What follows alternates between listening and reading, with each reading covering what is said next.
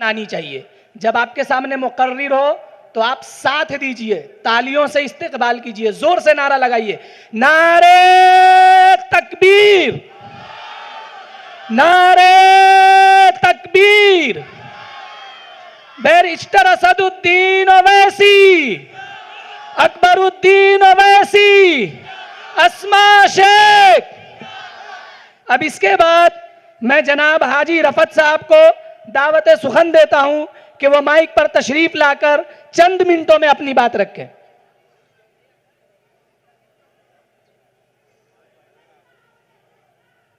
अब मैं जनाब महमूद हुसैन इंजीनियर साहब जो हैदराबाद से तशरीफ लाए हुए हैं, उनको दावत देता हूं कि वो स्टेज पर आकर अपनी बात रखें।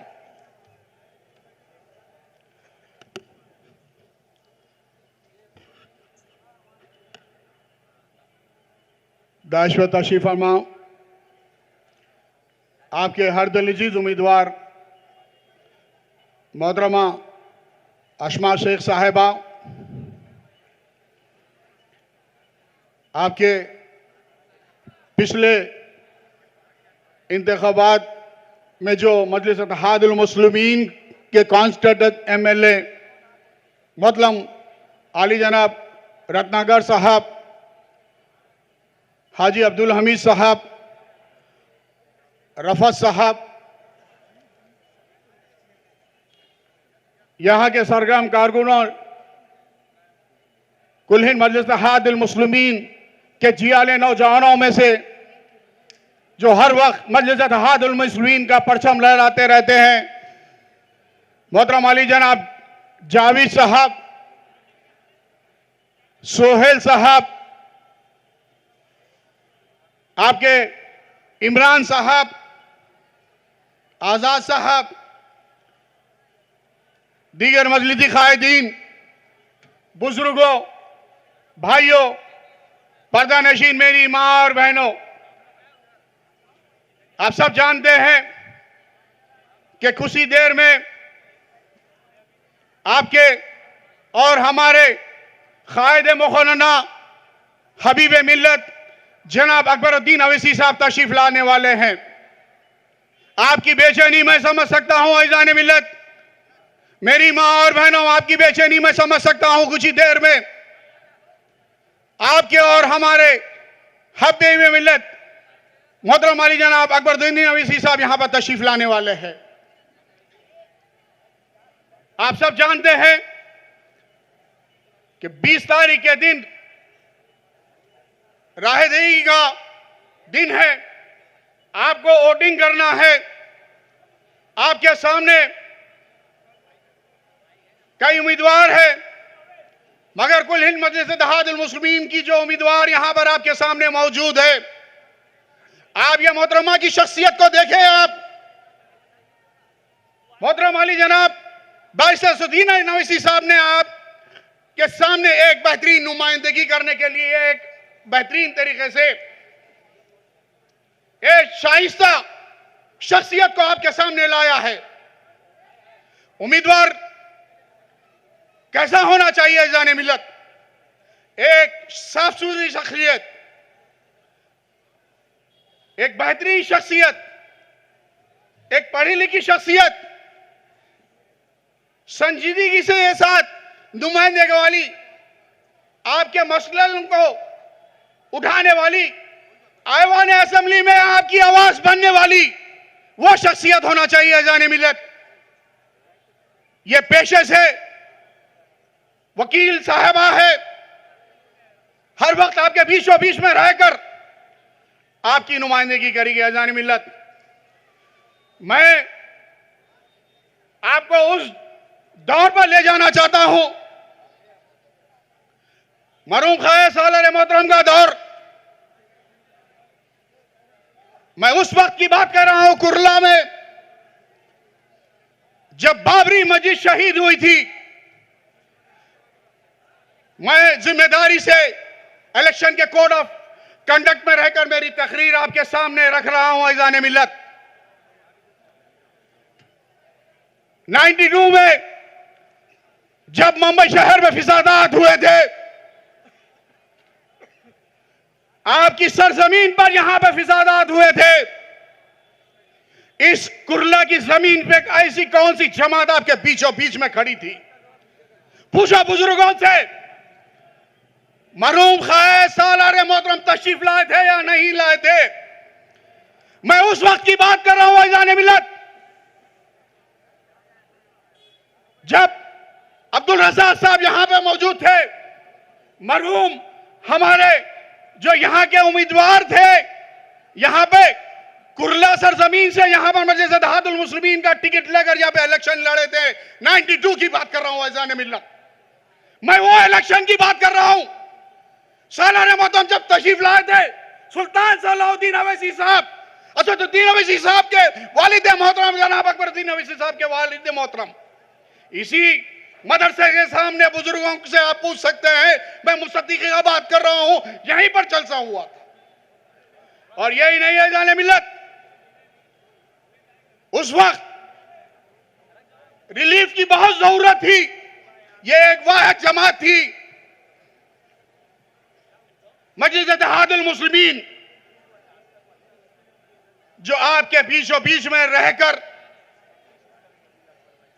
आपकी नुमाइंदगी की और हैदराबाद से, दारुसलाम से, कुल हिंद मजलिस इत्तेहादुल मुस्लिमीन के हेड ऑफिस से इमदाद यहां पर तकसीम करने के लिए यहां पे मुंबई के कोऑर्डिनेटर मोहतरम अली जनाब यूसुफ खान साहब, दिलीप कुमार साहब को बनाया था।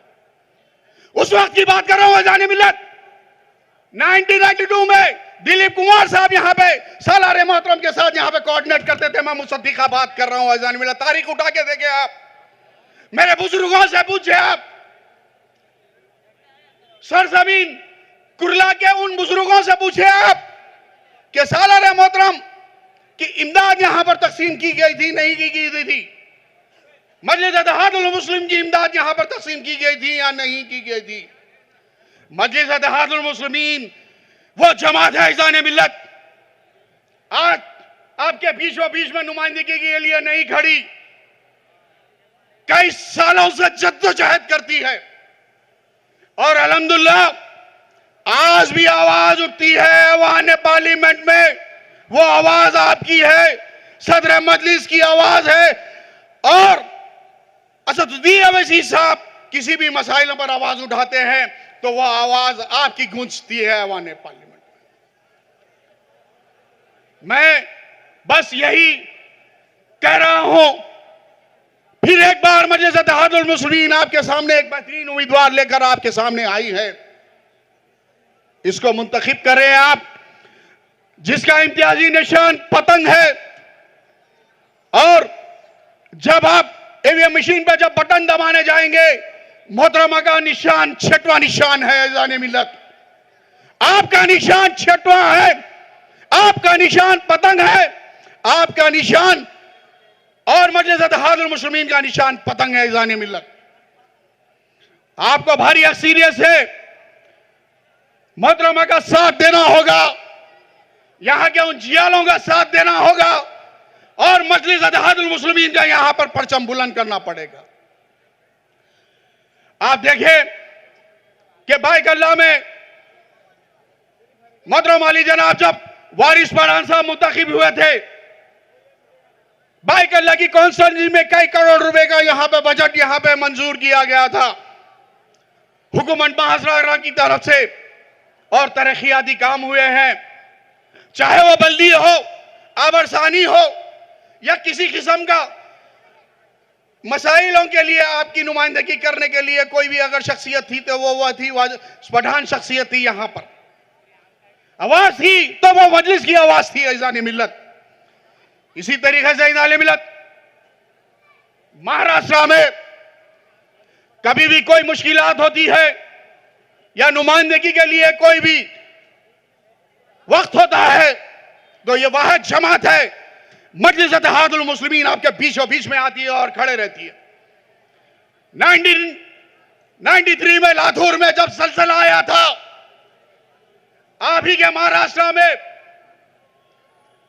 कौन सी जमात लातूर में डाल के वहां पर कैंप लगाई थी?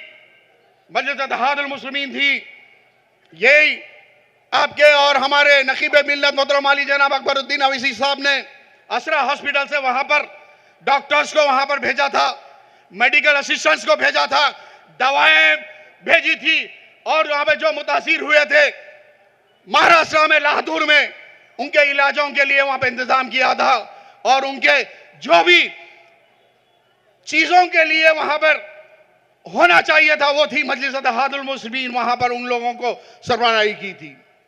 यह है मजलिस इत्तेहादुल मुस्लिमीन का कारनामा इज़ान मिल्लत।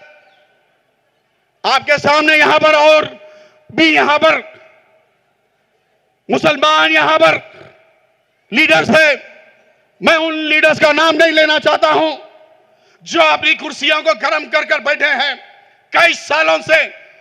मैं उन लीडरों से पूछना चाहता हूं, ये मलिक या गोवंडी का वो शहर वो एमएलए, ये शख्सियतों से मैं पूछना चाहता हूं, जब इशरत जहां का इंटर काउंटर हुआ तो ऐवान असेंबलियों में यहां पर आवाज क्यों नहीं गूंजी? ऐवान पार्लियामेंट में आवाज क्यों नहीं गूंजी? और भी एमपी से आवाज गूंजी थी तो वो एक ही आवाज थी, वो सदर मजलिस बरसरुद्दीन अवैसी साहब की आवाज थी।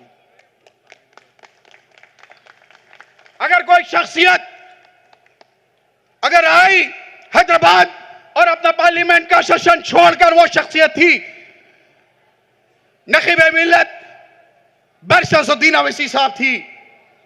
इशरत जहां के एनकाउंटर के बाद सदर मजलिस ने यहां पर आया मुमरा में, आपने जनाजे में शिरकत की, और यही नहीं इज़ान मिल्लत ऐवान पार्लियामेंट में झिझोड़ दिया हुकूमत को। इस वाक़े पर सदर मजलिस ने, मैं आपके सामने यही बात रखना चाहता हूं, मेरी मां और बहनें बैठी है, मेरे बुजुर्ग बैठे हैं, आपके दरमियान में और भी उम्मीदवार आएंगे। क्या आपकी जमात ने यह काम किया था? किसी ने ऐवान असेंबली महाराष्ट्र में आवाज उठाई थी? नहीं इज़ान मिल्लत, अगर आवाज उठी थी तो वो थी मोहतरम अली जनाब नकीब मिल्लत बरसरुद्दीन अवैसी साहब की। वो आवाज आपकी थी इज़ान मिल्लत। क्यों ना आपने मजलिस को सींचा है? आपने मजलिस को इसलिए सींचा है क्योंकि आवाज ऐवान पार्लियामेंट में पहुंचे। इसी तरीके से कह रहा हूं इज़ान मिल्लत, आप मुद्दत सारी देखे, आप एक शख्सियत को आपके सामने लाए हैं मजलिस इत्तेहादुल मुस्लिमीन का उम्मीदवार बनाकर। यह शख्सियत को आप मुंतखब करें और अपनी आवाज बनाकर ऐवान असेंबली में भेजे महाराष्ट्र में। मैं और एक वाकया आपके सामने रखता चलूं। मालेगांव में 2008 में बम ब्लास्ट हुआ था। इज़ान मिल्लत कई ऐसे एमपीज हैं, मैं उनका नाम नहीं लेना चाह रहा हूं, हिंदुस्तान की ऐवान पार्लियामेंट में बैठने वाले कोई मुसलमान एमपी मालेगांव तशरीफ ले गए थे? नहीं। अगर शख्सियत गई वो थे बरसरुद्दीन अवैसी साहब थे।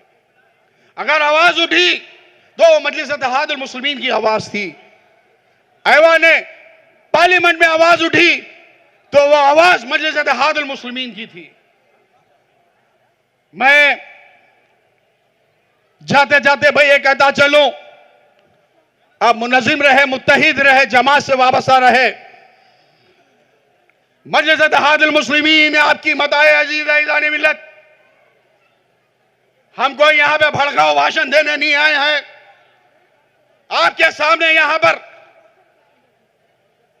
मैं वाक़यात की तशरीह किया हूं। वल्लाही अज़ीम एक लफ्ज़ मेरा सही है। आप बुजुर्गों से पूछे, आप